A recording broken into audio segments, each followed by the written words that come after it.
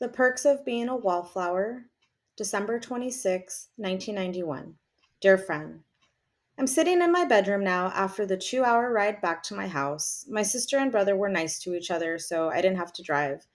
Usually on the way home, we drive to visit my Aunt Helen's grave. It's kind of a tradition. My brother and my dad never want to go that much, but they know not to say anything because of mom and me. My sister is kind of neutral, but she is sensitive about certain things. Every time we go to see my Aunt Helen's grave, my mom and I like to talk about something really great about her. Most years, it is about how she let me stay up and watch Saturday Night Live. And my mom smiles because she knows if she was a kid, she would have wanted to stay up and watch too. We both put down flowers and sometimes a card. We just want her to know that we miss her and we think of her and she was special. She didn't get that enough when she was alive, my mom always says. And like my dad, I think my mom feels guilty about it. So guilty that instead of giving her money, she gave her a home to stay in. I want you to know why my mom is guilty. I should probably tell you why, but I really don't know if I should. I have to talk about it with someone. No one in my family will ever talk about it. It's just something they don't. I'm talking about the bad thing that happened to Aunt Helen. They wouldn't tell me about when I was little. Every time it comes to Christmas, it's all I can think about deep down. It is the one thing that makes me deep down sad. I will not say who, I will not say when. I will just say that my Aunt Helen was molested. I hate that word. It was done by someone who was very close to her. It was not her dad. She finally told her dad. He didn't believe her because of who it was, a friend of the family. That just made it worse. My grandma never said anything either, and the man kept coming over for visits. My Aunt Helen drank a lot. My Aunt Helen took drugs a lot.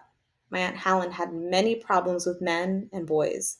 She was a very unhappy person most of her life.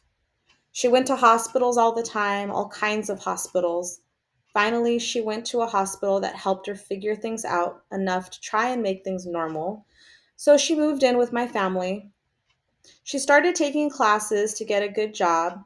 She told her last bad man to leave her alone. She started losing weight without going on a diet. She took care of us so my parents could go out and drink and play board games. She let us stay up late. She was the only person other than my mom and dad and brother and sister to buy me two presents, one for my birthday, one for Christmas, even when she moved in with the family and had no money. She always bought me two presents. They were always the best presents. On December 24th, 1983, a policeman came to the door. My Aunt Helen was in a terrible car accident. It was very snowy.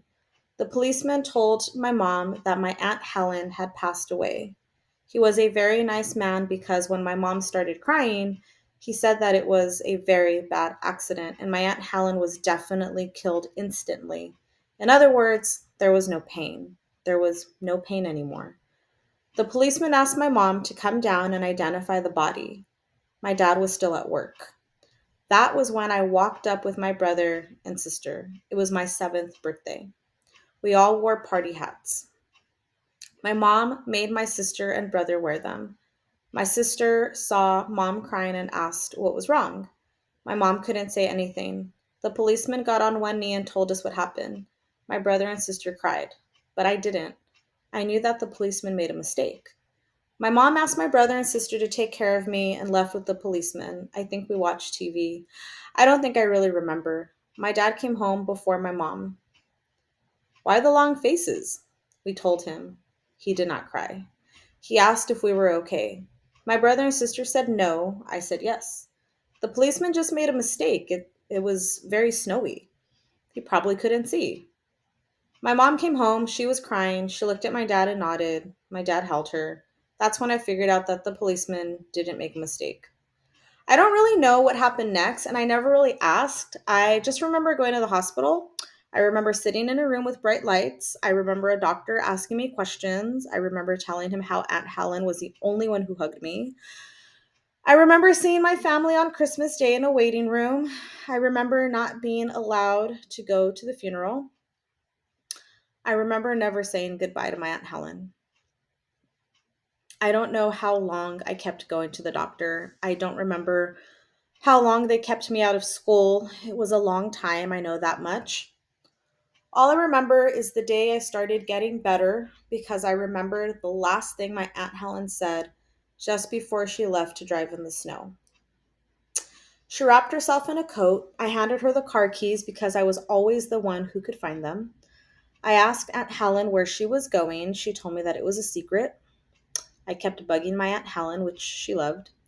She loved the way I would keep asking her questions. She finally shook her head, smiled, and whispered in my ear, "I'm going to buy your birthday present." That's the last time I ever saw her. I like to think my Aunt Helen would now have that good job she was studying for. I like to think she would have met a good man. I like to think she would have lost the weight she always wanted to lose without dieting. Despite everything my mom and doctor and dad have said to me about blame, I can't stop thinking what I know. And I know that my Aunt Helen would still be alive today if she bought me one present like everybody else. She would be alive if I were born on a day that didn't snow. I would do anything to make this go away. I miss her terribly. I have to stop writing now because I'm too sad. Love always, Charlie. December 30th, 1991. Dear friend, the day after I wrote to you, I finished The Catcher in the Rye. I have read it 3 times since. I really didn't know what else to do. Sam and Patrick are finally coming home tonight, but I won't get to see them. Patrick is going to meet Brad somewhere. Sam is going to meet Craig. I'll see them both tomorrow at the Big Boy and then at Bob's New Year's Eve party. The exciting part is that I'm going to drive to the Big Boy by myself. My dad said I couldn't drive until the weather cleared up, and it finally did a little bit yesterday. I made a mixtape for the occasion. It is called The First Time I Drove. Maybe I'm being too sentimental, but I like to think that when I'm old, I will be able to look at all these tapes and remember those drives. The first time I drove alone was to see my Aunt Helen. It was the first time I ever went to see her without at least my mom. I made it a special time. I bought flowers with my Christmas money. I even made her a mixtape and left it at the grave. I hope you do not think that makes me weird. I told my Aunt Helen all about my life, about Sam and Patrick, about their friends, about my first New Year's Eve party tomorrow. I told her about how my brother would be playing his last football game of the season on New Year's Day. I told her about my brother leaving and how my mom cried. I told her about the books I read. I told her about the song Asleep. I told her when we all felt infinite. I told her about me getting my driver's license, how my mom drove us there and how I drove us back, and how the policeman who ran the test didn't even look weird or have a funny name, which felt like a jip to me. I remember when I was just about to say goodbye to my Aunt Helen, I started crying. It was a real kind of crying, too, not the panicky type, which I do a lot. And I made Aunt Helen a promise to only cry about important things because I would hate to think that crying as much as I do would make crying for Aunt Helen less than it is. Then I said goodbye and I drove home. I read the book again that night because I knew that if I didn't, I would probably start crying again. The panicky type, I mean. I read until I was completely exhausted and I had to go to sleep. In the morning, I finished the book and then started immediately reading it again. Anything to not feel like crying. Because I made the promise to Aunt Helen and because I don't want to start thinking again. Not like I have this last week. I can't think again, not ever again. I don't know if you've ever felt like that you wanted to sleep for 1,000 years or just not exist or just not be aware that you do exist or something like that. I think wanting that is very morbid, but I want it when I get like this. That's why I'm trying not to think. I just want it all to stop spinning. If this gets any worse, I might have to go back to the doctor. It's getting that bad again. Love always, Charlie. January 1st, 1991. Dear friend, it's now 4 o'clock in the morning, which is the new year, even though it's still December 31st, that is, until people sleep. I can't sleep. Everyone else is either asleep or having sex. I've been watching cable TV and eating jello and seeing things move. I wanted to tell you about Sam and Patrick and Craig and Brad and Bob and everyone, but I can't remember right now. It's peaceful outside. I do know that. And I drove to the big boy earlier and I saw Sam and Patrick, and they were with Brad and Craig, and it made me very sad because I wanted to be alone with them. This has never come up before. Things were worse an hour ago, and I was looking at this tree, but it was a dragon and then a tree, and I remember that one nice, pretty weather day when I was part of the air. And I remember that I mowed the lawn that day for my allowance, just like I shovel the driveway for my allowance now. So I started shoveling Bob's driveway, which is a strange thing to do at a New Year's Eve party, really. My cheeks were red cold, just like